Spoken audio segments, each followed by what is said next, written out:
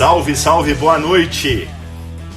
Terceiro dia da nossa Semana da Saúde Baseada em Evidência. Cadê a turma? A gente deve estar entrando aí, enquanto vocês também estão entrando, né? Uai! Opa! Literalmente de ponta cabeça, hein, gente? Tudo jóia? Falei, como assim? Tô tonto. Não, assim tá melhor. Ei, Tudo tudo bem? bem? Tudo ótimo Então com tá você? jóia. Tudo certinho. Que bom, que bom. Bom, primeiramente, muitíssimo obrigado por ter aceito o nosso convite.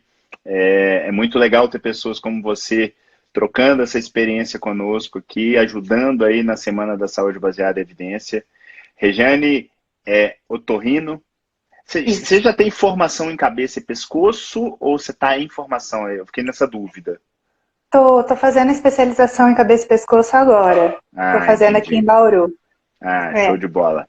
E já é Jedi da SBE, conseguiu rapidamente concluir o curso e está lá conosco no nosso grupo do WhatsApp.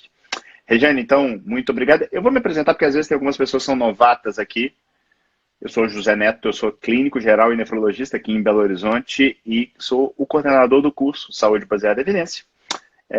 Estamos aqui nessa Semana da Saúde Baseada em Evidência para trocar informações a respeito dessa que eu considero ser a ponte para ligar a teoria para a prática e, em última análise, atender melhor o seu paciente e fazer diferença. A gente vem ao longo... Tem alguns cachorros aí na área. Ah, desculpa. Peraí que eu vou fechar a porta. Beleza. São meus filhotes. Você tem vários, né? Tem dois. É? É. Eu tenho uma, mas ela é quietinha. A Laura dá mais trabalho do que ela. No caso, meus cachorros, eles são tipo a Tita, assim, do Bomênias. Nossa Senhora! Aquilo ali não é um cachorro. Aquilo ali é o demo personificado num cachorro. É verdade, eles são animados. São animados. É legal. Regiane, obrigado então por ter aceito. Eu queria basicamente te fazer inicialmente 3 perguntinhas para a gente aquecer. Uma sobre passado, sua formação, de onde você vem, de onde você é natural, onde você fez sua formação médica. Depois, presente, e aí 2 perguntas do presente. Uma do profissional, que é o que você faz hoje, sua atuação, consultório, hospital, tudo mais. Já adiantou aí essa formação, essa segunda formação em cabeça e pescoço.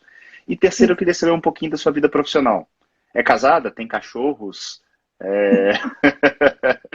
E aí, para a gente entrar na nossa conversa aqui, que eu tenho certeza que vai passar rápido, que normalmente passa muito rápido. Bom, vamos lá. Eu sou de Minas Gerais também. Que legal. Sou de uma cidadezinha pequenininha, Santa Rita do Sapucaí. E eu fiz a minha faculdade em Alfenas, no sul de Minas Gerais também.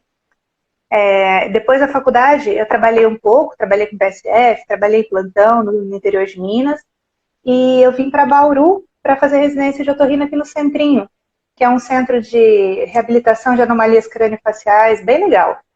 Um trabalho muito bacana, muito bonito que eles fazem aqui. E acabei me apaixonando por cabeça e pescoço. Acho que se a nefra é a filha de tosse da clínica médica, eu acho que a cabeça e pescoço é a filha de tosse da otorrino também, né? Legal. Então, acabei me apaixonando por isso e a gente tem um estágio aqui super bom, um volume de cirurgias gigantesco e acabei ficando por aqui para terminar, para fazer essa formação complementar na cabeça e pescoço. Estou por aqui em Bauru. Aí hoje eu moro em Bauru, tenho consultório aqui, mas eu tenho pouco tempo de dedicação ao consultório, né? Que a especialização é período integral, como se fosse uma residência, mesma carga horária. E aí moro aqui, sou casada praticamente, tenho 2 cachorros e é isso, minha vida pessoal. Legal.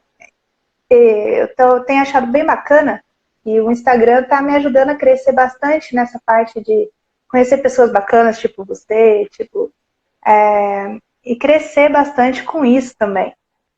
Eu estava sentindo falta de um curso de metodologia científica, porque é aquilo que você falou na aula de ontem, né? Não é só sobrecarga de informação, às vezes a gente tem uma falência de filtro, né? E aí, quando você falou que ia lançar, eu já te seguia no Instagram, já fazia, eu acho que, coisa de 1 ano, falou que ia lançar um curso de medicina baseada em evidência, mas voltado para a prática clínica. Aí eu falei, nossa, é tudo que eu preciso. Assim. E por aí que eu acabei me envolvendo com isso, fazendo seu curso e tal, eu achei que foi sensacional. Que bom, que bom. Muito bem aproveitado. Que show, fico feliz. Voltando um pouquinho no tempo aí, quando é que você teve o primeiro contato com a medicina, que eu costumo chamar de saúde baseada em evidência, mais por ampliar o espectro? Afinal de contas, a gente não trabalha sozinho, né? Você trabalha ali no centro cirúrgico, você tem sua enfermeira, você tem sua instrumentadora, você sai, você vai para o consultório, você acaba tendo uma reabilitação com um fisioterapeuta, com um educador físico, uma nutricionista que acaba te ajudando aí na escolha alimentar. Então, por isso, saúde baseada em evidências. Quando é que foi seu primeiro contato? Na faculdade, né? A gente tem aula de base de epidemiologia, epidemiologia, metodologia da pesquisa, tal. Só que eu vejo que é muito dissociado da prática clínica. Geralmente quem dá esse tipo de aula são pesquisadores, são pessoas assim que são extremamente importantes para o desenrolar da coisa, para o desenrolar da ciência, mas eles não têm a prática tão evidente, né? Então a gente acaba ficando naquela teoria muito legal, tal, mas dissociada totalmente da prática, né? Aí o meu primeiro contato foi na faculdade mesmo. Mas quando eu senti mais necessidade de estudar realmente como é feito o trabalho, qual que é o impacto que aquilo vai trazer para o meu paciente, o que a gente usa, o que não usa, tal, a gente fica querendo ver o trabalho novo, né? O que saiu de novo, o que está de novo, tal. Foi quando eu comecei a fazer low carb, e quando a gente começa a fazer low carb e é profissional da saúde, a gente acaba sendo muito questionado, né? Mas as proteínas vão lesar os seus rins, você vai vir para encefalose, olha que absurdo, vai entupir as coronárias, você está comendo muita gordura e tudo mais. E aí, quando eu comecei a fazer low carb, que eu comecei a ter mais contato com o pessoal da low carb, eu vejo que os profissionais que adotam esse estilo de vida acabam estudando bastante isso, né? E sempre falando muito assim, precisa ver Desculpa. Imagina. Uma moto do lado. Precisa ver as melhores evidências, o que a gente tem de evidência. Eu vejo o seu blog, que sempre tem os textos, tal, as evidências que a gente tirou, o blog do Souto, tudo mais. Aí que eu falei assim, gente, eu preciso ver melhor o que eu estou estudando, porque é tanto artigo, tanta coisa, que a gente vai procurar um artigo, que nem joga lá no PubMed, é uma agulha no palheiro, né? Então a gente acaba com essa dificuldade, com esse filtro.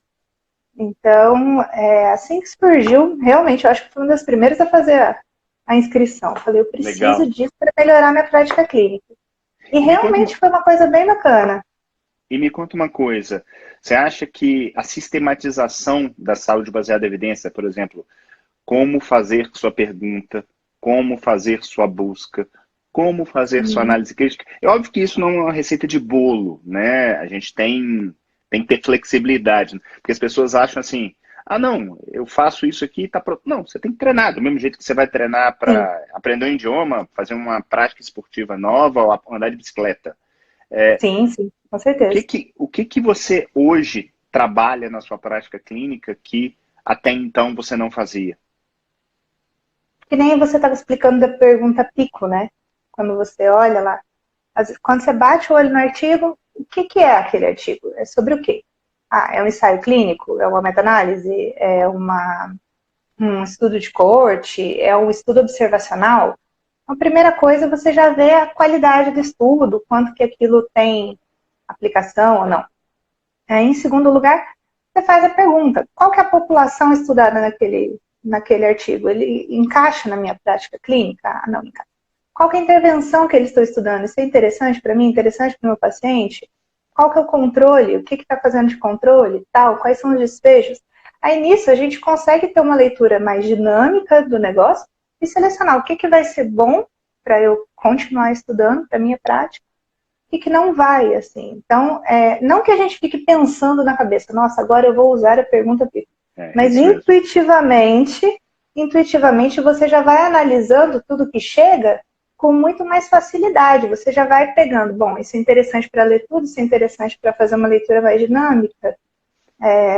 Então, é bem essa parte. Você tocou num assunto extremamente interessante, que é mais ou menos quando você está aprendendo a dirigir carro, né? No início você tem que pensar em passar a marcha, você não consegue passar a marcha e mexer no ar-condicionado, porque dá um bug na cabeça, né? A pergunta Pico, realmente, ela sistematiza a forma como você faz a sua busca inicialmente, a sua pergunta, mas de repente aquilo ali vira meio medular. Você já começa a fazer aquilo de uma forma mais intuitiva, né? Sim, quando você vai fazer, hoje, quando você vai fazer sua busca, você começa pelo PubMed? Não. E você começava pelo PubMed até então? Sim. Se eu soubesse disso antes, para fazer as minhas aulas da residência de otorrino, nossa, eu teria feito aulas muito melhores. Eu uso muito o UpToDate, gosto muito. É uma plataforma que tem... eu faço parte da cooperativa aqui da Unimed, então todos os cooperados têm acesso ao UpToDate. É bem bacana, então eu consigo ver. Eu primeiro tento por ali. Mas quando eu uso o PubMed, eu também já vou sistematizando mais os termos que eu vou utilizando, né, para filtrar melhor. Não que eu não use, né, mas uso. O acesso que você mostrou também. Ele não também. É ruim, né? Ele só talvez não seja a melhor opção para começar, né? Sim. Uma hora vai chegar nele, né? Mas não de primeira opção, com certeza não. Com certeza não. Eu gosto muito do UpToDate também. Para quem não conhece, o UpToDate é uma plataforma paga, que talvez seja um dos grandes problemas, e ela é autoral. Tem uma pessoa que vai escrever um texto de revisão, só que normalmente ele é lastreado, ou seja, ele tem a opinião, mas ele tem também a evidência. A minha pergunta para você é o seguinte: a maneira como você lia o UpToDate há um ano atrás é diferente da maneira como você lê hoje? As entrelinhas ali, você fala assim, cara, esse cara com certeza. tá me entregando sobre a forma de risco relativo, ou ele está falando aqui que é associado. O que te chama, o que te mudou mais nesse período aí de um ano? Principalmente isso, você vê o quão forte é aquela evidência que estão mostrando e quão aplicável é aquilo para a minha prática clínica. Eu não lembro, não sei se você lembra, da gente discutir uma vez um tratamento novo. Em oncologia, a gente tem muito tratamento novo, que às vezes é extremamente caro, porque até demandou uma pesquisa, né, também. Mas tudo bem. Então, às vezes a gente vai entregar isso para o paciente e falar, olha, você tem essa opção, né? O quanto que aquilo é realmente efetivo para aquele caso, né? Então, o calcular o NNT, por exemplo, o número necessário para tratar. Eu vou tratar 20 pacientes para um ter benefício, eu vou tratar 60 pacientes para um ter benefício. Então, isso é uma coisa que, para mim, mudou demais. Isso é uma das mais interessantes para mim, uma das coisas que eu mais gostei de lembrar. Quando eu fiz epidemiologia no segundo ano de faculdade, me ensinaram a calcular isso, mas quem disse que eu tinha essa lembrança, tanto tempo de formado já, tanto tempo na prática e tudo mais, de parar para falar assim, bom, eles estão falando que eu tenho uma grande melhora com isso, mas você calcula o NT, você fala assim, nossa, mas será que vale a pena? Os efeitos colaterais, o custo do tratamento, será que é tão melhor assim que o bom e velho que estava ali até semana passada? Então, acho que isso é bem... Eu vejo muitas pessoas valorizando muito a significância estatística e esquecendo, primeiro, que a significância estatística não tem nada a ver com o grau de impacto. O fato de ser significante não significa que vai trazer um grande impacto para o paciente, vai trazer um benefício real para o paciente. E outra coisa que eu vejo acontecer demais as pessoas elas confundem esses termos, e a hora que você transforma isso em NNT, eu acho que é uma maneira de você ver o quão humilde são os nossos tratamentos, né? Porque grandes tratamentos aí na área da cardiologia, da nefro, do otorrino, que são, assim, point of care, é aquela coisa que a gente faz todo dia. A hora que você vai ver um NT de 25, você fala assim, peraí, a coisa que eu mais acreditava, eu preciso tratar 25 para um se beneficiar? Será que é isso mesmo? Né? Eu falo que eu não sei o que você percebe, mas eu acho que fica talvez mais fácil de você não prescrever quando há uma contraindicação, você não forçar a barra, né? Porque Sim, você com fala assim, certeza. não colocar a faca no pescoço do paciente e falar assim, não, você tem que arrumar um dinheiro para comprar isso e tudo mais. Exato, exato, exato. E você consegue respeitar melhor a vontade do paciente também, sabendo que às vezes não vai ter tanto impacto assim para ele. Porque realmente, é o que você falou, às vezes a pessoa fica lá, nossa, P de 0,001, mas melhora em um pouquinho. A gente tem uma pequena melhora estatisticamente significante, mas que é muito pequena. Então a gente consegue conversar melhor com o paciente, expor melhor para ele as opções que ele tem e tal. Em otorrino nem tanto, mas em cabeça e pescoço a gente lida com umas situações de grandes cirurgias ou tratamento com quimio-radioterapia. Então, é uma questão que impacta muito a qualidade de vida do paciente, vai mudar completamente o tratamento, vai. Mas aí a gente tem que saber expor para ele, olha, você tem tal benefício com cirurgia, tal benefício com quimio-radioterapia, para ele poder escolher, para ele ter essa Opção, né? opção, essa decisão mesmo, porque afinal a vida dele, o pescoço é dele, a Exatamente. voz é dele, né? Então, em cabeça e pescoço, eu vejo que a gente tem mais essas decisões mais difíceis a serem tomadas. Então, é interessante que a gente realmente saiba quanto que tal medicamento e aquilo que eu te falei dos medicamentos novos, né, que são realmente mais caros e tudo mais, o tanto que aquilo impacta no paciente, o tanto que é bom para ele ou não, o tanto que ele quer se expor àquilo, né, ou não. E Então, deixa eu te perguntar uma coisa. Ontem eu conversei com o Alex, que é cirurgião, e você também é cirurgiã. Eu escuto eventualmente cirurgiões falando assim: não, esse negócio de saúde baseada em evidência é para clínico. O que você me diz a respeito disso? não, nada a ver. Nada a Eles falam ver. assim: ah, Acho que não, porque é difícil, como é que a gente vai fazer trabalhos em cirurgia?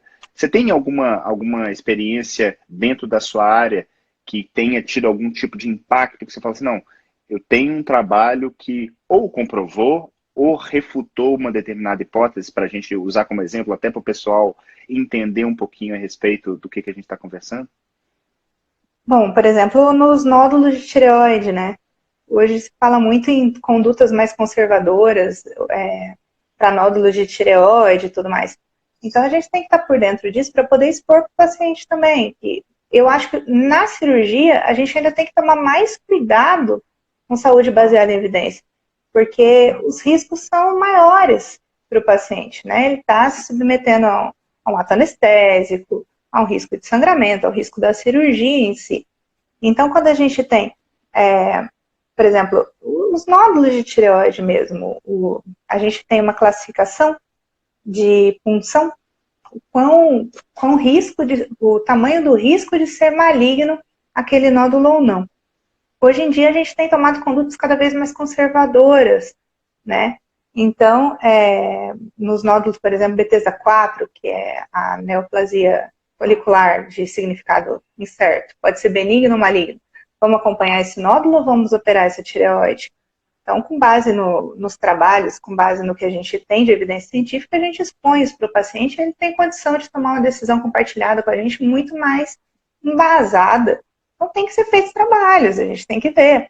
Tem, em outras áreas também, várias indicações. Antigamente operava-se algumas coisas que hoje não se opera mais, não se operavam coisas que hoje a gente opera. Se a gente for pegar só do livro, só os tratados, só o que está, a gente não vai para frente, não faz o melhor para o paciente, né? Não evolui com o Você cirurgião. tocou num assunto aqui que para mim ele é pivotal, que me lembra overdiagnosis. Sim, O que é o overdiagnosis para quem não está acostumado com o termo? É um diagnóstico correto, mas por vezes desnecessário, que pode até ser fútil. No caso sim. dos nódulos de tireoides que você citou, você acha que essa quantidade, essa cultura do check-up, essa disponibilidade de exames, isso pode ser algo perigoso? Pode ser algo que leva ao overdiagnose, com certeza, com certeza. E que A acaba maioria levando, dos às vezes, a overtreatment, né? que acaba levando a overtreatment. Porque às vezes a pessoa não consegue conviver com o fato de ter um nódulo na tireoide.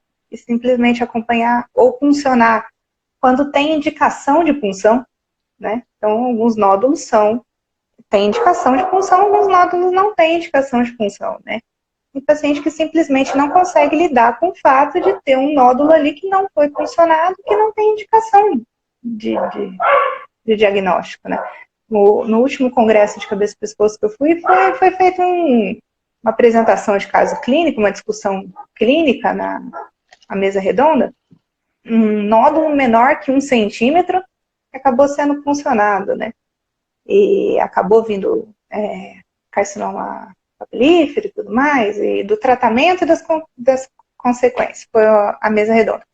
Aí um dos colegas que estava lá perguntou, mas quais as características do nódulo que levaram a ser puncionados? Então, foi um caso, um exemplo lá que foi dado de overdiagnose, de overtreatment. E realmente, de repente, não precisava ter sido feito aquilo. Né? E é contraintuitivo, né? Porque as pessoas acham assim, não, se eu encontrei um nódulo, principalmente vamos considerar um nódulo que tenha características malignas. A gente parte do pressuposto que aquilo é ruim. Mas Sim. nada nos garante que aquele nódulo vai necessariamente evoluir de uma forma que, em última análise, dê sintomas. Né? Então, pensar da maneira científica, muitas das vezes, vai ser contraintuitivo. E vai trabalhar com... Para mim, acho que uma das coisas que eu tento passar muito nas redes sociais, nos grupos que a gente tem de WhatsApp, que é a questão da incerteza. Como é que você trabalha com essa questão da incerteza no seu dia a dia para o seu paciente que chega lá no seu consultório e fala assim, não, doutor, mas eu quero saber, faço ou não faço? Porque o que ele quer é uma resposta muitas vezes exata, né? Sim. Bom, isso sempre vai depender de caso a caso, né? Por isso que eu nunca tenho uma consulta de tempo muito determinado, uma consulta muito rápida. Eu sempre explico, examino. Isso vai depender muito de caso a caso do paciente, das características dele, da história familiar, do nódulo. A boa e velha anamnese e exame físico, a gente aprende desde que a gente começa a mexer com isso, né? Então, com base nisso, tal, a gente vai conduzindo casos. Às vezes vai ser melhor funcionar mesmo, às vezes o paciente quer um diagnóstico mais preciso, mais exato, tal. Às vezes tem indicação e pronto. Olha, você tem indicação, é melhor no seu caso fazer isso. Quando fica ambíguo, eu sempre procuro discutir com o paciente e ver o que ele acha mais interessante, o que ele prefere fazer. Eu prefiro fazer isso, eu prefiro fazer aquilo. Desde que, claro, também, aquilo não vai prejudicá-lo. Porque como ele não é médico, ele não estudou aquilo na maioria das vezes, tal. Então, muitas vezes a gente precisa colocar assim, olha, o melhor para o seu caso é isso. Então, eu sugiro que você faça isso. Também a gente não pode deixar tudo na mão do paciente que não estudou para tomar aquela decisão. Mas também não pode falar assim, não, a decisão é minha, eu sou a dona da verdade, eu que estudei, pronto. O famoso quem estudou aqui, né? Exatamente. Eu tenho alguns pacientes que eles falam assim, eu tenho meu sogro, na verdade, ele fala assim, não, eu tenho muita experiência com o meu corpo. É um senhorzinho extremamente simples, mas ele fala, eu tenho muita experiência com o meu corpo. Então, é uma grande verdade, assim, o paciente conhece bem o seu corpo, né? A gente tem que respeitar isso também. O Dr. Cristiano Ribeiro, que é Jedi conosco lá, faz parte do nosso grupo de Jedi da SBL, lembrou uma frase que eu acho que vai bem com isso que a gente está conversando, que é, deve-se resolver o problema do paciente, não o seu, que muitas vezes pode ser baseado em crença, fé ou ego. É algo que eu tento passar isso muito para os meus residentes, para as pessoas que estão próximas a mim. Inclusive, eu acho que toda vez que eu repito isso, de uma certa maneira, eu me convenço de que o importante não sou eu, né? O importante é a pessoa que está do outro lado da mesa. Sim, não criar um novo problema para o paciente também, né? Então, e não resolver o seu, né? Resolver o dele. Exato, né? Resolveu dele, com certeza, com certeza. E Regiane, isso, né? A Nath Filizola está colocando aqui. O meu nódulo era grande, mais de 3 centímetros. Como é que você trabalha com essa questão numérica, assim? Não é uma área que eu domine, mas assim, deve ter algum ponto de corte para nódulo tiroidiano, onde a partir de X, biopsia. Abaixo de X, não se biopsia. Como é que você lida com esses Habitualmente, números cabalísticos? sim, são números cabalísticos, mas habitualmente eu acredito neles. Eu, Uhum. eu, eu costumo, é, eu costumo acreditar neles. Geralmente, maior que 1 centímetro, a gente funciona. A gente faz função. É indicado. Aí a gente vê. Ou seja, Paciente você está falando jovem. 1 centímetro. Vamos Uhum, colocar então, vou te colocar numa situação. Paciente com 1,2 centímetros e o paciente não quer funcionar. Como é que você lidaria com essa? Doutora, eu estou com medo. Eu posso tá. esperar? Quais que são os meus medos? Quais são os meus riscos? Quais são as minhas opções se eu não fizer? O meu risco é muito alto? Então, aí a gente vai ver se é homem ou mulher. Se ele tem condição de voltar dali a 6 meses, por exemplo, para a gente repetir o ultrassom, ver se esse nódulo cresceu ou não cresceu. Se ele tem acesso fácil ao serviço de saúde, onde ele está. Se ele tem caso na família, histórico na família, a idade do paciente. Então a gente vai ver tudo isso para poder tomar a melhor decisão. Mas sempre respeitando o paciente, claro. Querendo ou não, é o corpo dele, né? A gente trabalha muito também com cuidados paliativos. O paciente quer. Então, o paciente, por exemplo, uma questão muito comum na cabeça do pescoço é tracostomia. Se ele quer a tracostomia ou se ele prefere não fazer. Já tive pacientes que simplesmente falaram assim, doutora, eu não quero fazer. Em contexto paliativo, claro. E já tive pacientes que falaram assim, não, eu quero fazer porque eu quero ir para casa, quero ficar em casa, tal, com a tracostomia eu vou ter mais mobilidade, vou ter mais facilidade para casa. Tal. A gente fez uma boa. Então, é bem assim, é bem aquele paciente específico. Show. Aquela paciente que está com aquele nódulo. Então, vamos discutir aquele nódulo naquele paciente. Entendeu? Não só as características ultrassonográficas, mas toda essa outra parte também. Regiane, eu sei que está num processo ainda aí de formação. Você já tem aí a otorrino, mas está na fase de formação. Você deve ter contato com muitos preceptores, muitas pessoas ao seu redor.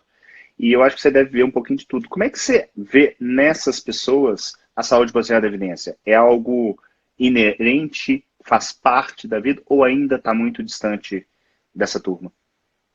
Não, acho que tudo depende. Tem algum.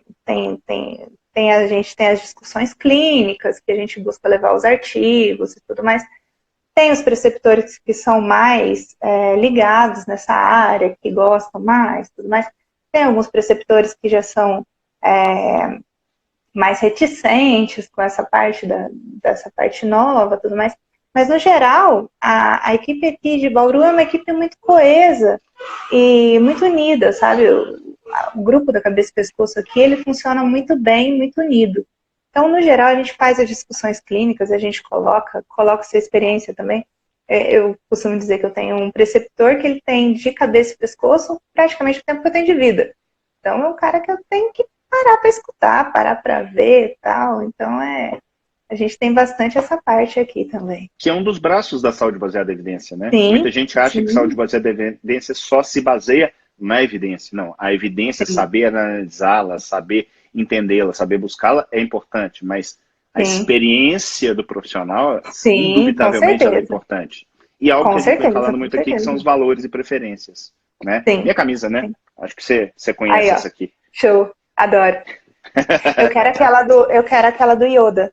Ah, do Jedi, Quero tem que comprar a falar do Yoda. com a turma da SBE Academy. Vamos cobrar. É isso aí. Deixa eu te perguntar um negócio que me veio aqui à cabeça.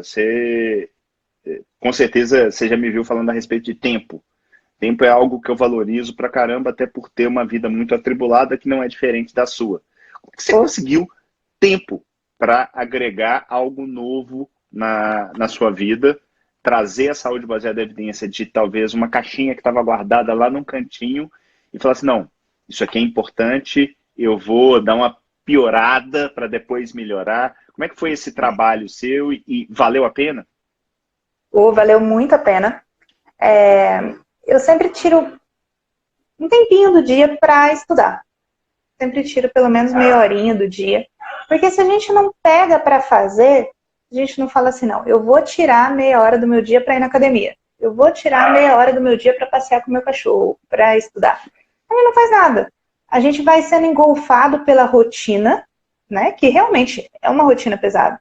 Mas entre uma cirurgia e outra, você tem um tempinho, bota um foninho de ouvido lá, liga lá no curso da SB e assiste a aula. Aí eu ia fazendo os resuminhos num papelzinho de rascunho. Pegava o papelzinho de rascunho lá do centro cirúrgico, ia fazendo resuminho e tal, entre uma cirurgia e outra assistia a sua aula. Então, o fato de ser aula online, de ser online, o curso facilita muito. Às vezes você pega um livro, nossa, estou precisando ler um artigo, eu não gosto de ler no celular. Eu baixo, imprimo, e tenho 5 minutos, eu pego lá, dou uma lidinha e tal, e vou fazendo isso. É que nem atividade física, é que nem alimentação saudável. Você não parar para falar assim, não, eu preciso fazer isso por mim, a vida vai te engolfando e vai te levando. E querendo ou não, você vai fazendo isso, você vai ganhando tempo. A gente fala perder tempo, mas para que serve o seu tempo, né? É para você viver bem, né? O sentido da vida é isso aí, é viver bem e fazer o que você está se propondo a fazer de uma maneira bem feita, né? Eu acho que a saúde baseada em evidência... Versão, né? Sim, com certeza. A saúde baseada em evidência é fundamental para que eu seja uma boa médica. Então eu tenho que parar um tempinho para estudar isso. Parar para ler um artigo, nossa, vai me dar trabalho, vai. Mas eu preciso disso. Preciso para conseguir ser melhor, porque essa é a minha função na vida. A função na vida é ser médica. Então você tem que desempenhar direitinho, né? Ele tem que fazer um esforço. Até porque o mercado está cada vez mais estrangulado, né? Cada vez Com mais certeza. Profissionais entrando. E eu falo que é o seguinte, não olha para o lado, faz o seu bem feito. Faz o seu bem feito que você vai ter espaço, né? Sim, com certeza. E eu acho que isso que você acabou de falar de, poxa, eu vou tentar ser uma melhor médica, uma melhor profissional a cada dia, é algo que eu também valorizo demais. Eu tento aprender um pouquinho, uma coisa nova. Eu tento negar alguma verdade que eu trago no meu dia a dia a cada dia.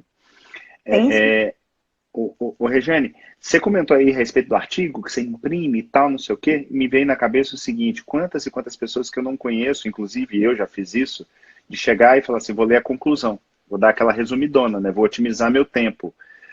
Hoje, quando você pega um novo artigo, onde que você vai primeiro, dentro do resumo do artigo? Vejo material e métodos, o que eles fizeram, assim, qual foi a população estudada, qual o desfecho que eles estudaram, qual a intervenção que eles estudaram e tal. Vejo a conclusão também, eu vejo o resumo do artigo, vejo material e métodos, vejo a conclusão, vejo se vale a pena. Aí a gente vê se vale a pena, aí pega inteiro.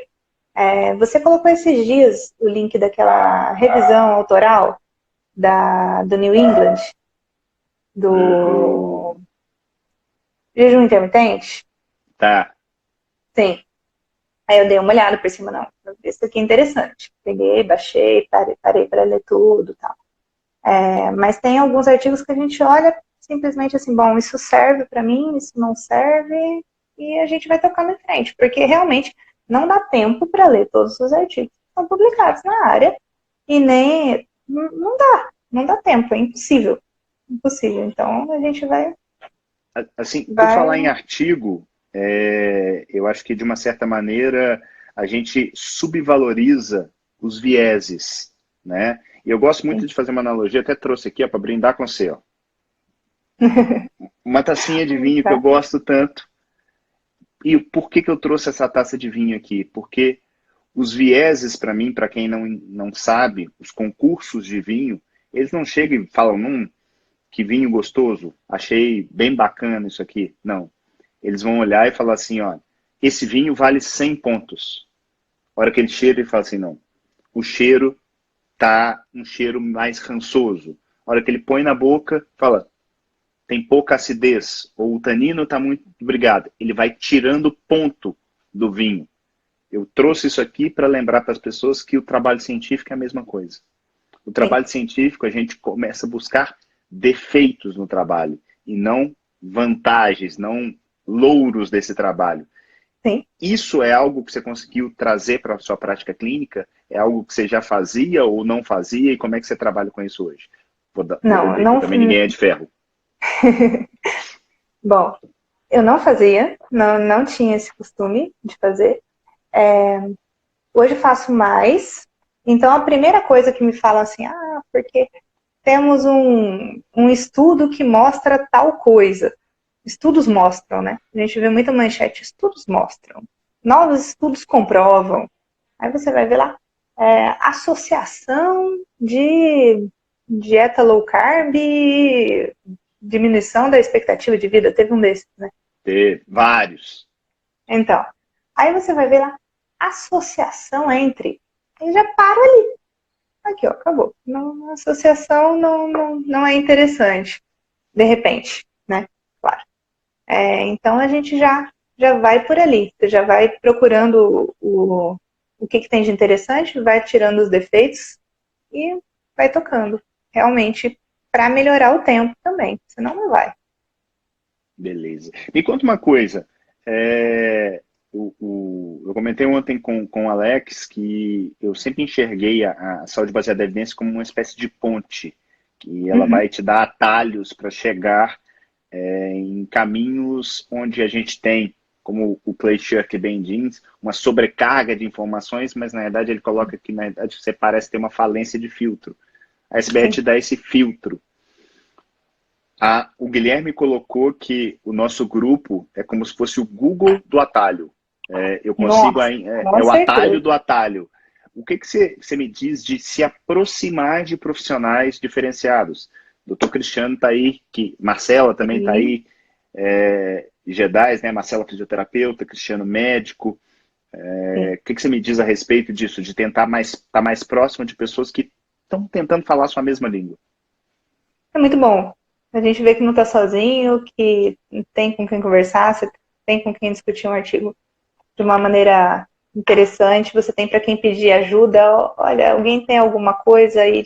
Esse grupo é uma das melhores partes, assim. É um prazer fazer parte da galera dos Jedis, então é muito gostoso estar junto com esses profissionais.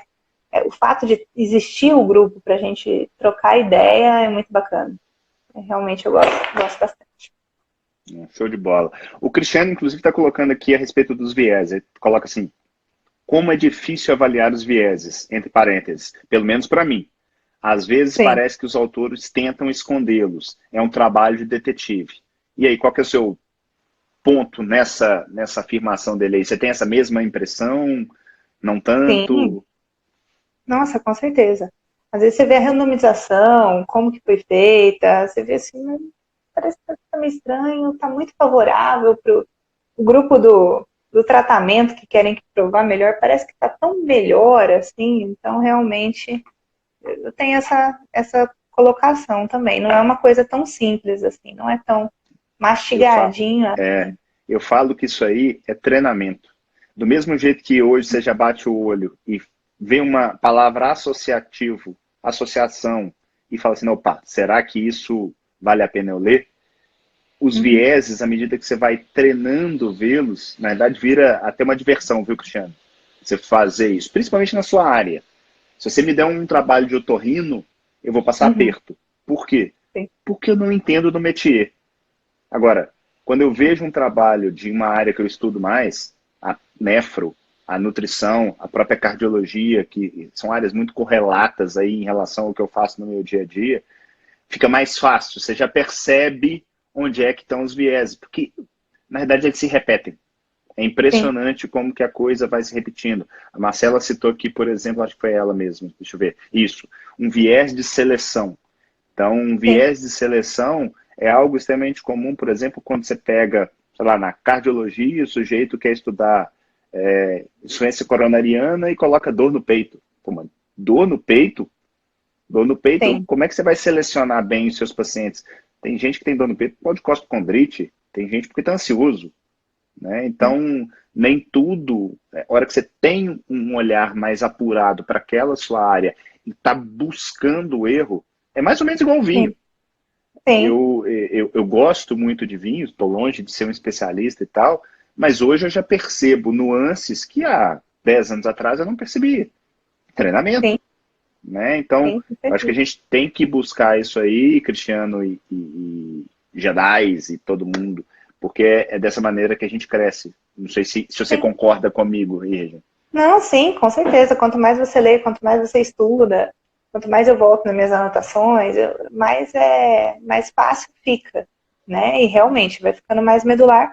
E realmente, na área que a gente já está acostumado, que a gente tem costume de estudar, realmente faz muito mais, é muito mais rápido, é muito mais fácil, né?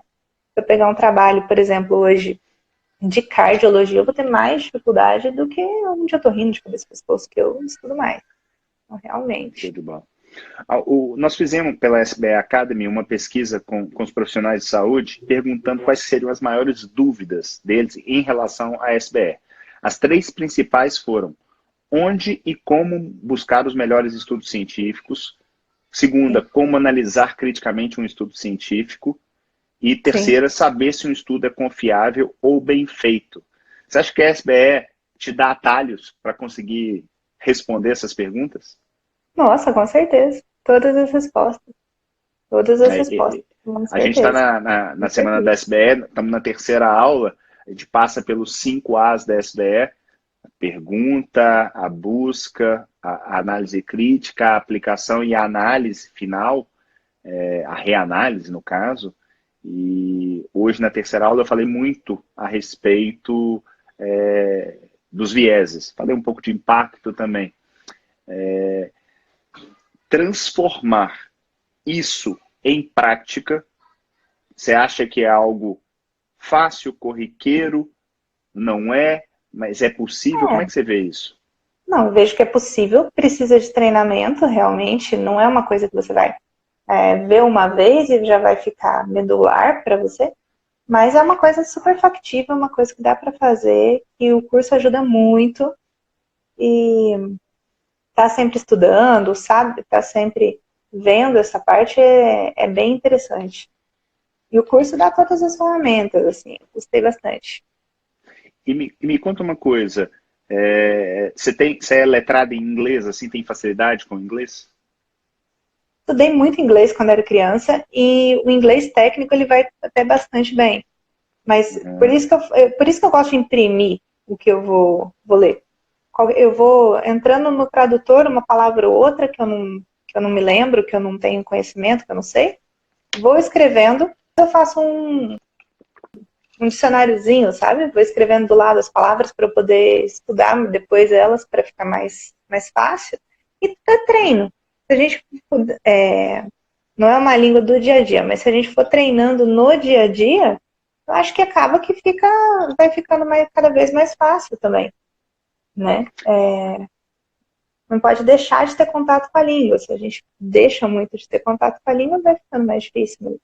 A minha impressão não sei se é a sua, que assim como eu vejo, não, a saúde baseada em evidência é algo alicerçal. Eu acho que o inglês, para quem é da área de saúde, o inglês técnico, você não precisa ler Shakespeare, mas Sim, o inglês técnico, ele realmente é algo que não tem muito como fugir, né? Se não, de você jeito quer nenhum. É tudo. sair do medíocre, você precisa dominar essas ferramentas. Ah, não, A, a, a, sim. Tudo chega em inglês. Não tem como. Não tem nem como. eu não sei até Realmente. quando, né? Porque do jeito que a China está crescendo, daqui a pouco a gente está tendo que ler mandarim, né? Tá. Mas o bom é que todos os artigos chineses, eles vêm em inglês também, né? Então, vai Ainda eles colocar. respeitam. A Tá, Marcela tá. está colocando uma frase legal aqui, o Regiane, que é: não se apaixone pelos mecanismos, se apaixone pela SBE. Qual que é o seu take a Ah, respeito disso? a Marcela é muito linda, ela dá muita contribuição no grupo, né? Eu não conheço, mas eu sou apaixonada nela. E eu concordo com ela, realmente. Você tem que saber analisar o que está sendo dito e tal. Às vezes, por isso que é interessante também, saber diferenciar uma ciência básica de uma ciência aplicada, né? Realmente a prática. a gente estuda os mecanismos para ver se tem plausibilidade biológica, né? Mas nem tudo que é plausível é realmente o que acontece, né? A frase do Souto sensacional, a realidade tem primazia sobre os mecanismos, né? Então, eu acho isso super interessante, super importante. A gente, sabendo saúde baseada em evidências, sabendo criticar, sabendo ler os estudos, a gente vai saber o que é mecanismo, o que é vida real, né? Então, eu acho que essa frase da Marcela também é sensacional. Bacana. Eu vou dar um take, viu, Marcela? Eu gostei dela, mas eu colocaria assim, não se apaixone pelos mecanismos, se apaixone por resolver o problema do seu paciente. Porque eu enxergo a SBE como ponte. Eu não vejo ela como fim, eu vejo ela como um meio. Ela é a ponte que chega naquilo que efetivamente qualquer profissional da saúde tem que se preocupar. Seja ele médico, dentista, nutricionista, fisioterapeuta, né? Onde o nosso fim é sempre a resolução dos problemas do seu paciente. E se eu tiver ferramentas para isso, pô, aí é legal demais. O Cristiano está colocando, é difícil desvincular dos mecanismos. Sim, nós ficamos durante anos estudando isso, né? E faz sentido, na nossa cabeça tem lógica, né? Lógica cartesiana, ela caminha para um local onde não.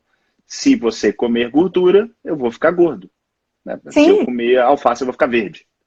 Sim. Deixa eu te perguntar mais um negócio aqui.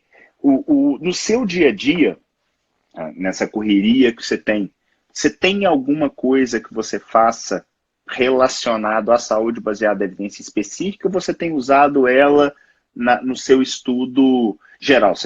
A minha pergunta é, você estuda otorrino e cabeça e pescoço e você coloca a saúde baseada em evidência ou você ainda tem estudado a técnica por trás, o arcabouço dela? Bom, eu estudei o arcabouço intensamente durante o período do curso, revi as aulas e tudo mais. Mas eu tenho mais assim, quando eu preciso, nossa, aquela aula por exemplo, cálculo do NNT, eu volto especificamente naquilo e faço. Então eu estudo predominantemente otorrino, cabeça e pescoço, mas com as ferramentas que eu adquiri no curso. Acho que realmente a saúde baseada em evidência é uma ferramenta, ela não é um fim em si. Acho que não é para falar assim, agora eu vou. Não tem interesse em pesquisa no momento, alguma coisa assim. Então eu acho que é mais nesse sentido mesmo, né? Usar como ferramenta. Ferramenta para melhor prática clínica, ferramenta para estudar melhor, ferramenta para desenvolver melhor. Acho que é mais por aí. Show de bola. Nós estamos caminhando para o nosso finalmente aqui. Eu queria, antes de finalizar, te agradecer. Foi muito legal fazer esse bate-papo contigo, ver o quanto você cresceu, ainda tem muito a crescer, a voar muito alto. Manda um abraço para os cachorros. Manda.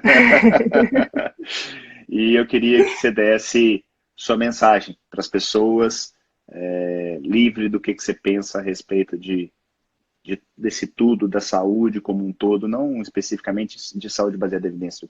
Como é que você vê, no caso, você como médico, como é que você vê a medicina e o que nós, profissionais de saúde, podemos fazer para sermos melhores efetivamente com quem importa, que é o nosso paciente.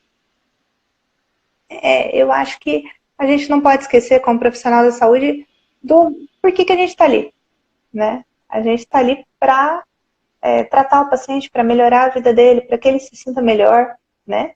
Então, eu acho que a gente deve voltar a nossa prática para esse objetivo, para o objetivo de bem-estar, de cuidado mesmo com o paciente.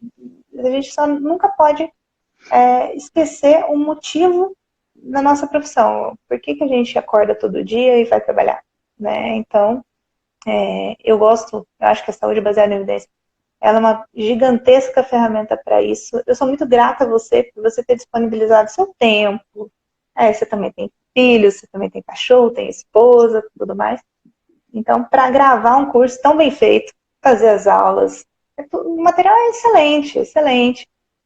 E eu só tenho a agradecer pelo convite também. Mas é isso. Você deu pra gente uma grande ferramenta para trabalhar melhor com os nossos pacientes. Então, eu acho que muito honra a sua profissão aqueles que se dedicam a ensiná-la, né? Então, muito obrigada por você ter essa dedicação toda com a gente, assim, com seus Jedis, com aquele carinho que você tem no grupo com a gente e tudo mais. Eu só tenho a agradecer a você. Muito obrigada. Emocionado. Obrigado. Obrigada, Vou te falar que são palavras assim que faz valer a pena. Realmente é gratificante, porque quando eu comecei isso, não sabia onde eu queria chegar. Hoje eu enxergo muito longe. Eu não enxergo uma pessoa, eu enxergo um bando de Jedis, um grupo de pessoas, de profissionais que pensam em uníssono, em prol do paciente, e sem verdades absolutas. Eu não estou aqui para falar, eu sou o rei da verdade. Eu quero realmente ajudar a mudar a forma como nós estamos tratando os nossos pacientes, que poderiam ser nossos pais, nossos filhos, nossos grandes amigos, né? Então, isso me... tem muita gente que fala muito em propósito, e eu, durante muito tempo, eu procurei, assim, sabe, qual que é o meu propósito e tal, não sei o quê. Hoje eu enxergo ele com muita clareza.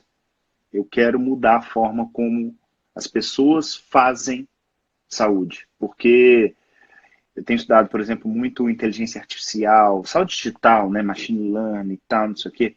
Não adianta nada isso se não tiver o tato, se não tiver o toque, se não tiver o olho no olho, se não tiver a empatia e a real vontade de ajudar, de fazer a diferença na vida daquela pessoa, né? Sim, então, com certeza. Obrigado por você me ajudar nisso, obrigado por fazer parte do nosso grupo, obrigado por estar aqui comigo essa noite. Foi muito, muito, muito, muito, muito legal. As pessoas não sabem, mas é a primeira live que essa menina participa. Olha que show que ela deu. Parabéns. Meu Deus, show que isso. Foi Mas, muito bom, muito bom. Você conduz muito bem. Muito, muito obrigada. Eu só tenho a agradecer. Imagina. Muito bom. Imagina. Tanto foi tudo, de verdade. Muito obrigada. Obrigada, pessoal que participou. Eu agradeço muito. Os Jedi estão aí até agora. Muito obrigada. Muito obrigada mesmo. Show de bola. Grande abraço, fica com Deus. E vou dar meus últimos recados aqui. Tchau, tchau. Boa noite. Tchau, tchau. Valeu, tchau. Tchau. Legal, né, turma? Poxa, cada dia melhor. Eu vou te falar que essa semana ela tem me embalado, sabe? Eu saio dessas lives assim, eu tô num pique danado e tal. Minha mulher fica assim, Neto, vai dormir. Eu falo, eu não consigo. Não consigo. Eu saio muito pilhado, muito feliz, muito animado, tendo certeza que eu tô no caminho certo, que isso aqui vale a pena, que a gente ainda vai muito longe. Então, olha, obrigado por vocês estarem aqui comigo. Essa live fica gravada aqui no Instagram por mais 24 horas. Depois a gente sobe para o canal do YouTube, a SBE Academy. Lá vocês vão encontrar, além dessa live, muitas outras, os 717 que eu já gravei, os outros em evidência. Tem muita informação bacana lá. Convite para amanhã. Amanhã é quinta-feira, não podia faltar um 717 na Semana da Saúde Baseada em Evidência. Eu vou falar um pouquinho a respeito de diagnóstico. Será que quanto mais exames, melhor? Então, convido vocês às 7h17 em ponto estarem aqui comigo para a gente trocando essa ideia. Se tiverem perguntas, já podem mandar no post que está lá no feed do Instagram. Se tiverem na hora, entra, pergunta. A ideia realmente é trocar experiência. Amanhã, mais uma aula, na verdade a derradeira aula da Semana da Saúde Baseada em Evidência. As aulas 1, 2, 3 já estão disponíveis. Se você se cadastrou e fez a confirmação lá no e-mail, você está recebendo os links.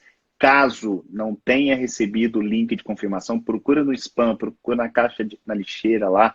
Se não encontrou, manda um e-mail para contato@sbe.academy. ACADEMY.